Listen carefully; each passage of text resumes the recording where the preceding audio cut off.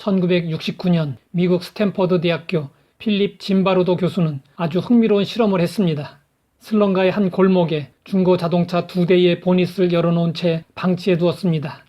그중 한 대는 유리창을 조금 깨뜨려 놓았습니다.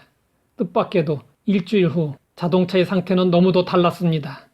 보닛만 열어놓은 차는 별다른 변화가 없었으나 유리창을 깬 차는 고철더미가 되고 말았습니다.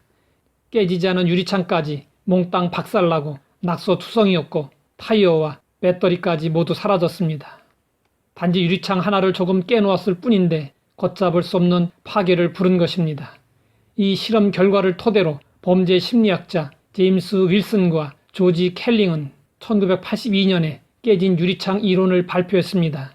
이것은 작은 무질서와 사소한 범죄를 방치하면 더 큰 사고와 심각한 범죄로 번진다는 이론입니다. 깨진 유리창의 이론에 의하면 악은 악을 불러오고 방치하면 점점 더 심해진다는 것입니다. 우리가 세상 풍조를 본받지 않을 뿐 아니라 적극적으로 세상의 유혹과 도전을 이기기 위해서는 우리의 영성의 수준이 달라져야 합니다. 이런 차원에서 우리는 엘리사를 본받아야 합니다. 엘리야를 따르던 엘리사는 엘리야가 승천하려 할 때 자신의 소원을 이루어달라고 했습니다. 당신의 성령이 하시는 역사가 갑절이나 내게 있게 하소서. 그러자 엘리야는 어려운 것을 구한다면서 가능성을 제시했습니다. 나를 내게서 데려가시는 것을 내가 보면 그 일이 내게 이루어지려니와 그렇지 아니하면 이루어지지 아니하리라. 엘리야가 불술의 불말과 함께 회오리 바람으로 하늘로 올라가는 놀라운 영적 사건을 볼 수 있는 맑은 영을 가지고 있다면 엘리야의 후계자가 될 자격이 있고 소원도 이루어질 수 있다는 것입니다. 엘리야에게 나타난 성령의 역사를 엘리사가 갑절로 구한 것은 욕심이었을까요? 언뜻 보면 욕심을 부리는 것처럼 보입니다.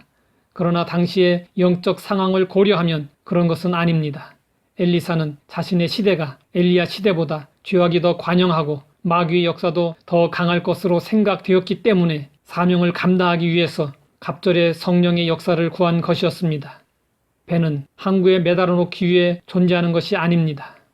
우리의 영혼도 얕은 물가에 머물기 위해서 존재하는 것이 아닙니다. 깊은 영의 세계로 나아가야 합니다. 그래서 바울은 성도들에게 요청했습니다. 이 모든 일에 전심전력하여 너희 성수감을 모든 사람에게 나타나게 하라. 우리는 영성을 개발하는 차원에서 엘리사를 본받아야 합니다. 우리도 지금의 영적 수준에서 벗어나기 위해서 엘리사와 같이 거룩한 목표를 가지고 전심전력해야 합니다. 엘리사는 시대의 흐름을 보았습니다. 스승이요 영적 아버지인 불의 사자 엘리야의 시대가 서서히 막을 내리고 있음을 깨달았습니다. 엘리사는 새로운 시대를 이끌어 나갈 영적 지도자로서 자신에게 정말 필요한 것이 무엇인가를 바로 알고 준비한 사람이었습니다. 엘리야 시대는 어둠의 시대였습니다. 영적으로 무지하여 우상 숭배가 횡행하고 도덕적으로 타락하여 하나님의 말씀이 외면당했습니다. 그래서 엘리야는 그동안 불같은 능력으로 사명을 감당했습니다.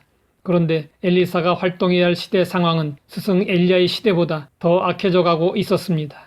우상의 제단들이 늘어났습니다. 불의의 세력은 더욱 조직적으로 강화되고 있었습니다.